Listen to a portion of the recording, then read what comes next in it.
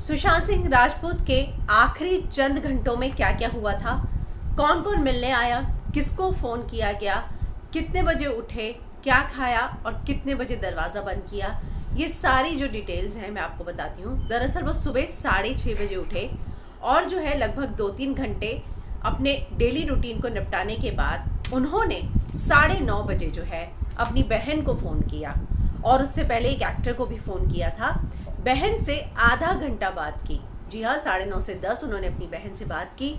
उन्होंने उसी दौरान जो है अपने घर में जो हाउस हेल्प है उससे पाइनएप्पल का जूस मांगा, जूस पिया और 10:30 बजे वो वापस अंदर गए और दरवाज़ा बंद कर लिया।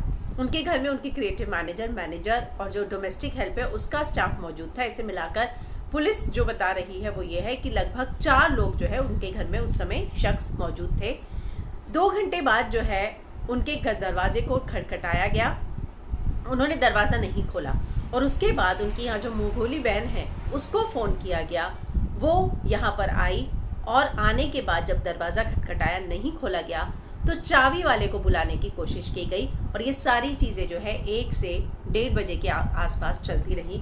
उनका दरवाज़ा तोड़ा गया और उसके बाद जो है 1:30 बजे के आसपास जो है दरवाज़ा तोड़ने के बाद ये पता चला कि वो हमारे बीच में अब नहीं रहे हैं। उसके बाद पुलिस को फ़ोन किया गया 2 बजे लगभग और 2:30 बजे के आसपास पुलिस आई।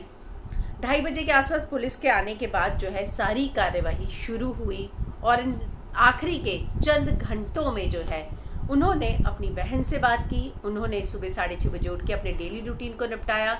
10:30 बजे वो दरवाज़ा बंद करके जब अंदर गए 2 घंटों तक दरवाज़ा नहीं खोला।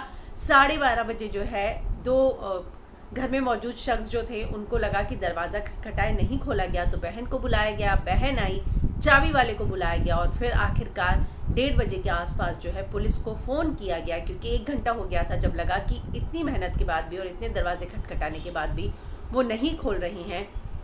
पुलिस को इन्फॉर्मेशन दी गई और 2:30 बजे पुलिस आई और उसके बाद जो है सारी जांच शुरू हुई। तो इस तरह से चंद आखिरी घंटे जो है उनके बीते और ये भी कहा जा रहा है कि उनके साथ जो है उनकी र्यूमर गर्लफ्रेंड वो रहा करती थी। उनको भी उन्होंने कल रात को बोला कि अगर हो सके तो तुम वापस जाओ और वो अपने घर वापस आ गई।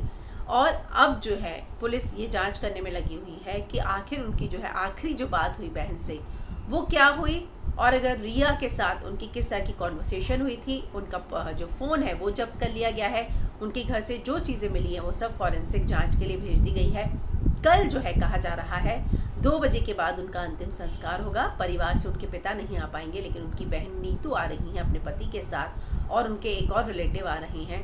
तो इस तरह से परिवार के कुछ सदस्यों की मौजूदगी में 2 बजे के बाद उनका अंतिम संस्कार होगा। तो ये कुछ इस तरह से बीते उनके आखिरी चंद लम्हे जो काफ़ी रहस्यमयी थे कि आखिर अंदर जो है दरवाज़ा बंद करके 2 घंटों में उन्होंने क्या वाकई में किसी और से भी बात की या बहन से जो बात हुई आखिरी 9:30 बजे उसमें क्या बात हुई, क्या बोला उन्होंने, किस तरह की चीज़ें शेयर की।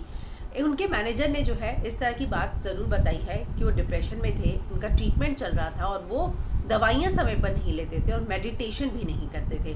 तो इस तरह की खबरें जो है ज़रूर सामने आई हैं। पुलिस वो डॉक्टर से भी बात करेंगे और जानने की कोशिश करेंगी कि डिप्रेशन के इलाज के दौरान उन्होंने किस तरह की इन्फो जो है किस तरह के मुद्दों पे या किस तरह क्यों परेशान थे, क्यों नाराज़ थे ज़िंदगी से, क्यों ऐसा हो गया था, इन सारी चीज़ों पर डॉक्टर से क्या बात की।